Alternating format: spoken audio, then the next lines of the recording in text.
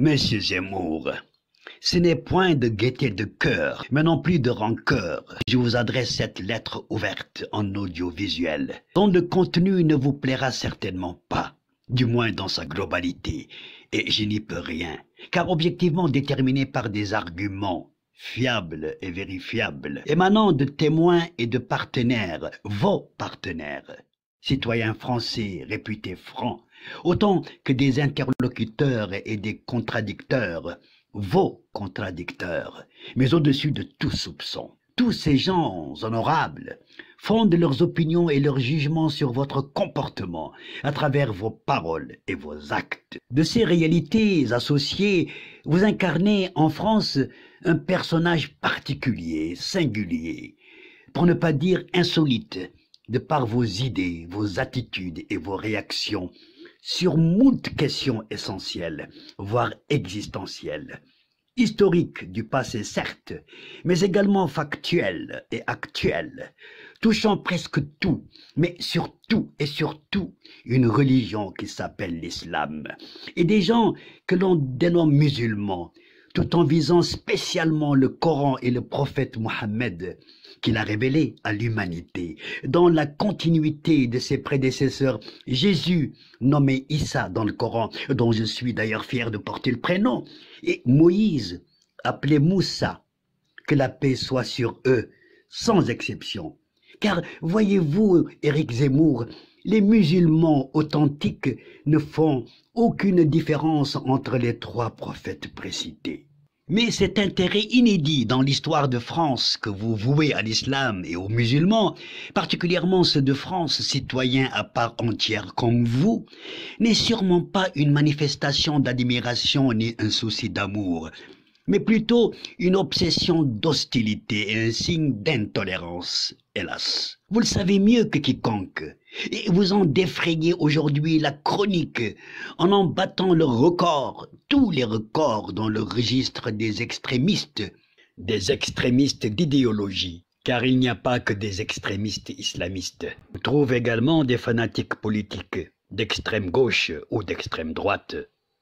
Puisque vous vous êtes intellectuellement et précocement, voire prématurément, démarqué du monde culturel français, journalistique d'abord ou principalement, comme si vous cristallisiez si bien un adage arabe qui dit « diverge des autres pour te faire connaître ». Khalif tu'araf. Sauf que, voulant apparemment l'appliquer trop passionnément, par je ne sais quelle motivation mystérieuse, cette divergence a basculé dans la déviation. Et comme par excès de zèle dans l'élan, vous glissez horriblement dans l'exagération, épousant l'intolérable parfois et l'absurde à la fois. Mais pourquoi je vous écris cette lettre ouverte, monsieur Zemmour? Eh bien, je vous écris parce que je suis d'abord un musulman, un arabe et un africain, appartenant à la fois à ces trois catégories de communautés, faisant l'objet depuis longtemps et jusqu'à nos jours de vos attaques et vos critiques souvent arrogantes et injustes, et pour lesquelles vous avez d'ailleurs été condamné par la justice de votre pays. Vous auriez même pu, ou pourriez encore, être poursuivi pour les mêmes chefs d'accusation par d'autres tribunaux dans un ou plusieurs États islamiques, arabes ou africains. Ainsi, vous écris-je en légitime défense contre vos offenses. Celles-ci, par définition linguistique ou juridique, ne sont pas toujours corporelles ou matérielles. Elles prennent aussi la forme écrite ou orale et peuvent être plus blessantes encore que les premières, d'autant qu'elles y conduisent parfois pour devenir donc doublement graves. Que de fois, en effet, une insulte a provoqué une réaction physique entre individus.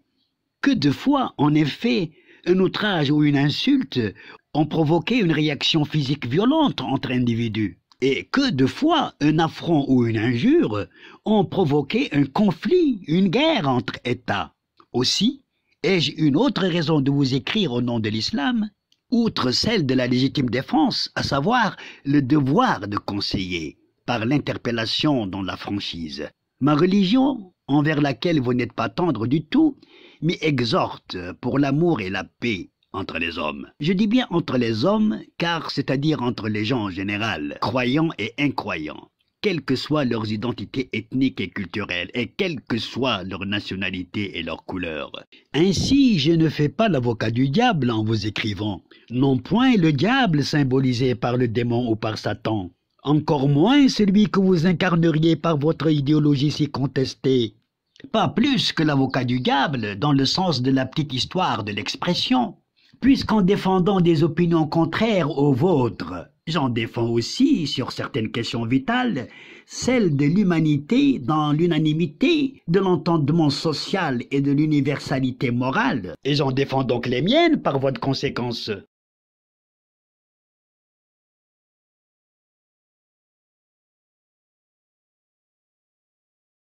Ne pouvant demeurer inerte devant vous, avec des oreilles d'un sourd, incapable de vous entendre pour vous comprendre, ne pouvant non plus vous regarder gesticuler avec des yeux de hibou, comme inapte à saisir, et ne pouvant non plus vous observer agir sans oser réagir, je vous écris en conséquence, refusant d'être indifférent à vos dérapages ou insensible à vos faussetés, car je ne veux pas rester de marbre comme un marbre devant vos attaques et vos énormités. Je vous écris pour vous dire notamment que certaines de vos attitudes et vos initiatives, pour ne pas dire la plupart, ne sont pas vraiment très orthodoxes ni très catholiques, ni même très israélites pour ainsi dire. Israélites dans le sens de la Torah, bien entendu, non pas talmudique. Puisque vous vous dites israélite,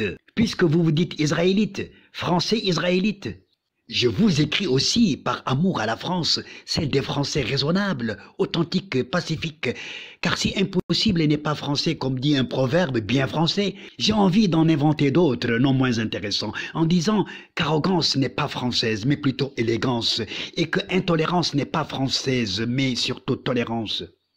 Je vous écris pour vous dire que vous prêchez des concepts incompatibles avec les vertus d'un bon président français, puisque vous briguez la place d'Emmanuel Macron, des concepts qui ne vont pas de pair avec les valeurs de la République, symbolisées par les 3 principes de sa devise nationale, des concepts qui ne sont pas enfin dignes d'un homme qui voudrait gouverner les Français, tous les Français, de toutes les religions et les régions, de toutes les couleurs et les origines. À ce propos, j'ai interrogé l'histoire des campagnes présidentielles et des programmes des candidats en lice, depuis spécialement la Ve République.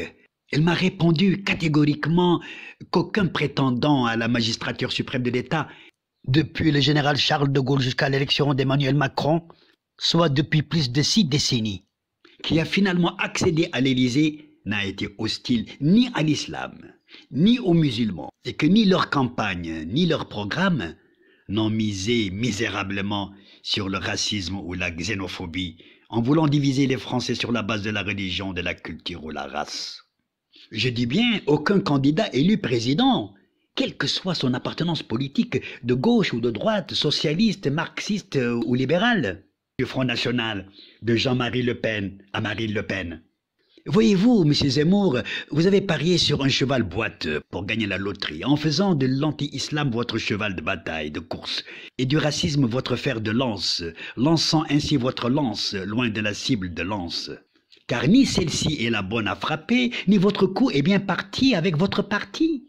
Car votre parti nommé Reconquête ne reconquérera que votre propre personne, et non pas le cœur des Français, la majorité des Français. Seule condition qui vous permettrait l'accès à l'Élysée. N'est-ce pas, M. Zemmour? Je me demande comment réussiriez-vous là où des collègues ont échoué avant vous? Comment seriez-vous victorieux par une voie n'ayant pas abouti antérieurement pour vos camarades de doctrine? Je me demande alors par quel miracle rêveriez-vous reconquérir le pouvoir, la France et les Français, en vous balançant totalement, comme idée Constantine, mais seulement dans son film « Je m'en balance », en vous balançant de la saine manière de gouverner démocratiquement en France, en vous écartant de la stratégie de campagne traditionnelle et générale de tous les candidats à la présidence qui vous ont précédé depuis le général de Gaulle. Monsieur Zemmour, si tous les chemins mènent à Rome, cet adage n'est pas forcément ni toujours valable en politique, car dans ce domaine, tous les chemins ne mènent pas à Paris. À Paris, M. Zemmour, non pas à Rome.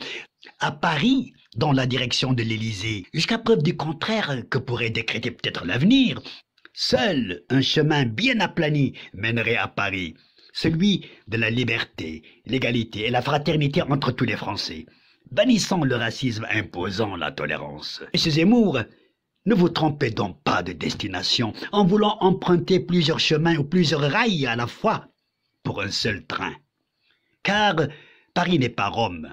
D'ailleurs, à propos de train, votre train de reconquête, j'y reviendrai.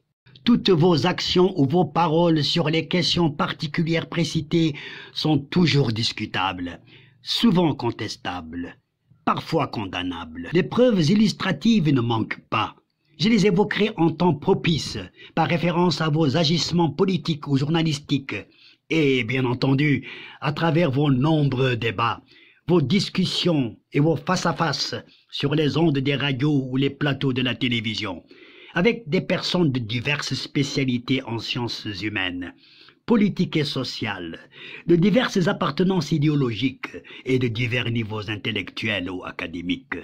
Vos interventions et vos réactions, autant que les leurs, me serviront de grain à moudre pour analyser et de tissu à coudre pour finaliser. C'est dans le cadre de cet exercice pénible, certes, que je m'évertuerai à vous passer au peigne fin, criblant et filtrant autant que faire se peut les menus détails de vos interventions qui me paraîtront utiles, la moindre miette de vos propos, de vos gestes et de vos signes que j'estimerai propres à me renseigner.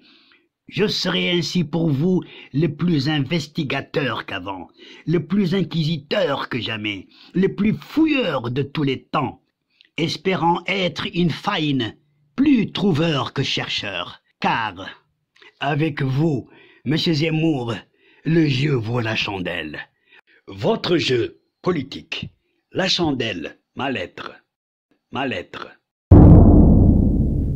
Ainsi, ma lettre ouverte restera ouverte jusqu'à la veille des scrutins, le 10 avril 2022. J'aurai l'occasion de parler de votre programme. J'attends donc votre prestation sur France 2 en vous souhaitant autant de brio dans l'analyse que M. Mélenchon qui a ouvert le bal le 11 février.